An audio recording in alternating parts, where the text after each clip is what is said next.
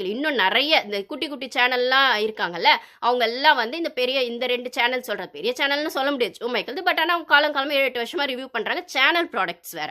ரைட்டா?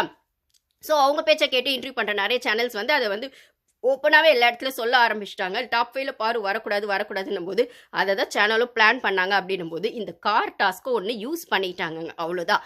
ஒரு வகையில அந்த கார் டாஸ்க் அப்படி நடக்கலன்னா கூட, இவங்க ஏதோ ஒரு வகையில பார்வ வெளில அனுப்ப யோசிச்சிருப்பாங்களே தவிர, அவள டாப் 5க்குலாம் கொண்டு வந்திருப்பாங்கன்னு எனக்கு நம்பிக்கை இல்ல.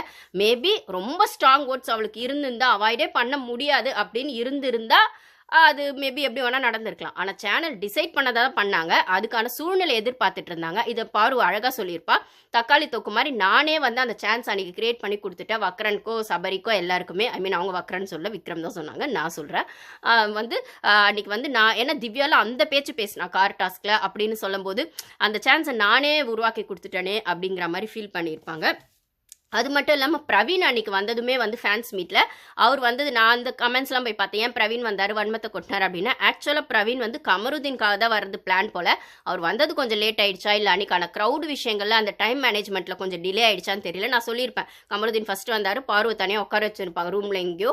அதுக்கப்புறமா வந்து கமருதீன் அந்த குரூப் ஆனதுக்கு அப்புறம் பார்வ அந்த ஸ்டேஜுக்கு கொண்டு வந்திருப்பாங்க. அதுக்கப்புறம் 2 பேர் தான் அப்படின்னு சொல்லும்போது ஸோ அந்த ஒரு க்ரௌட் வந்து ரொம்ப ஓவர் ஆனதுனாலையும் இன்னொன்று பிரவீன் கொஞ்சம் லேட்டா வந்தது இருந்ததுனாலையும் கமருதீனுக்கான ஃபேன்ஸ் மீட்ல அவரை ஜாயின் பண்ண வைக்க முடியாம அது பாருக்கான ஃபேன்ஸ் மீட்குள்ள அவர் ஜாயின் ஆயிட்டாரு. நான் இன்னுமும் வன்மத்தை கொட்டுவாருன்னு நினைச்ச பிரவீன் ஆக்சுவலி கொஞ்சம் டீசெண்டா இருந்தது.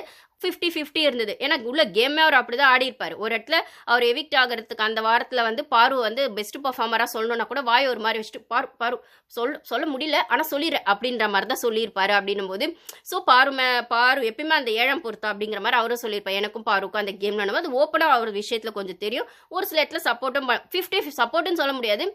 லிட்ரலா அடிச்சிருக்க மாட்டாரு. ஐ மீன் ரொம்ப தாக்கி இருக்க மாட்டாரு. பட் ஆனா சேர்ந்தும் இருந்திருக்க மாட்டாரு. ஒரு மாதிரி தாமரை இலை தண்ணி தாமரை இலை ஏதோ சொல்லுவாங்க அந்த மாதிரி தான் இருந்திருக்கும் அவங்களோடது அந்த ஃப்ரெண்ட்ஷிப் பண்ணும்போது. இங்கேயுமே அது அப்படி தான் இருந்தது. நான் ரொம்ப ஓவர் வன்மத்தை கொட்டு வரேன்னு நினச்சேன். அந்த அளவுக்கு ஏன்னா இப்போ வந்து அவங்கள வில்லியா காட்டுங்க. இப்போ ஏதாவது நெக்ஸ்ட்லாம் வந்தால் நீ வந்து வில்லியா எப்படி பண்ணுவேன், சீரியல்லாம் வந்து எப்படி பண்ணுவேன், படம்லாம் வந்தால் பண்ணுவேன்னா இது வன்மத்தை கொட்டுற மாதிரி இருக்கே அப்படின்னு பார்வை கேட்டிருப்பாங்க.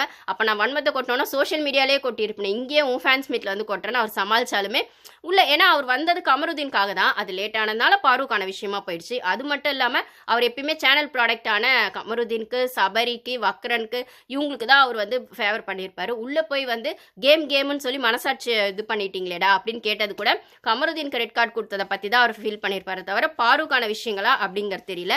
ஏன்னா கமருதீன்